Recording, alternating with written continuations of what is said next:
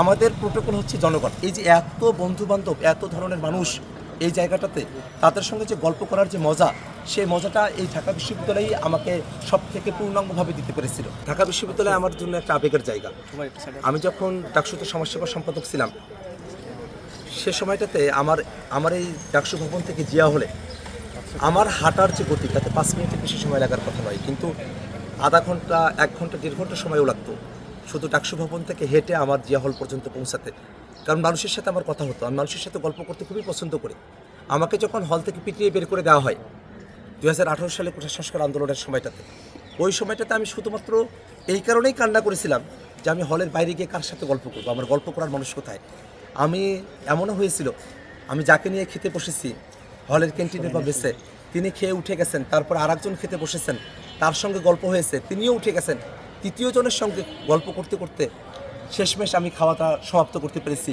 আমি গল্প করতে এতটা পছন্দ করি। এই ঢাকা বিশ্ববিদ্যালয় আমাকে গল্প করার অফুরন্ত সুযোগ আমাকে দিয়েছিল।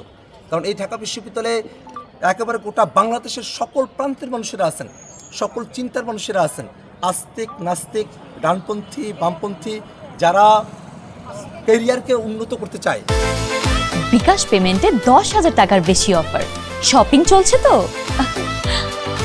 যারা দেশকে নিয়ে স্বপ্ন দেখে, সকল ধরনের মানুষের যে একটা সম্মিলন এখানে, হিন্দু বৌদ্ধ খ্রিস্টান সাঁওতাল মারমা চাকমা, এই যে এত বন্ধুবান্ধব, এত ধরনের মানুষ এই জায়গাটাতে, তাদের সঙ্গে যে গল্প করার যে মজা, সেই মজাটা এই ঢাকা বিশ্ববিদ্যালয়ই আমাকে সব থেকে পূর্ণাঙ্গভাবে দিতে পেরেছিল।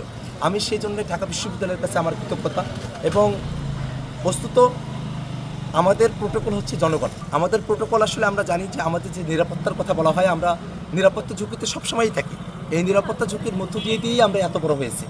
অতএব নিরাপত্তা ঝুঁকিকে আমরা এটাকে কোনোভাবেই আমাদের কাজকে পিছিয়ে রাখার একটা অজুহাত হিসেবে আমরা দেখি না।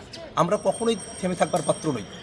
আমরা সেই প্রজন্মের মানুষেরা যারা আবরার ফাহাদের মতো বুক চিতিয়ে দিয়ে মৃত্যুকে আলিঙ্গন করে নিয়েছে, কিন্তু ভারতের আধিপত্যকে স্বীকার করে নাই। আমরা সেই প্রজন্মের মানুষেরা, যে প্রজন্মের আবু সাইদ 2 হাত প্রসারিত করে দিয়ে বুকে গুলি নিয়েছে, কিন্তু নিজের স্বপ্ন থেকে বিচ্যুত হয় নাই। আমরা সেই প্রজন্মের মানুষেরা যারা নতুন একটা বাংলাদেশের স্বপ্নের জন্য হাতে কোনো অস্ত্র ছিল না, কিন্তু রাজপথে নেমেছিল সেই প্রজন্ম, যাদের হাতে অস্ত্র নাই, বিপরীতে অস্ত্র গুলির সম্মুখে খালি বুক নিয়ে দাঁড়িয়ে যাওয়া প্রজন্মের মানুষ আমরা। অতএব আমরা আসলে প্রোটোকল, হ্যাঁ, এটা হয়তো কিছু কিছু সময় সেটা প্রয়োজন হতে পারে বিশেষ বিশেষ সরকারি প্রোগ্রামগুলোতে, কিন্তু আমরা যখন জনগণের সঙ্গে আমরা মিশবো, জনগণের সঙ্গে মেশার সময়টাতে আমাদের কোনো প্রোটোকল নাই।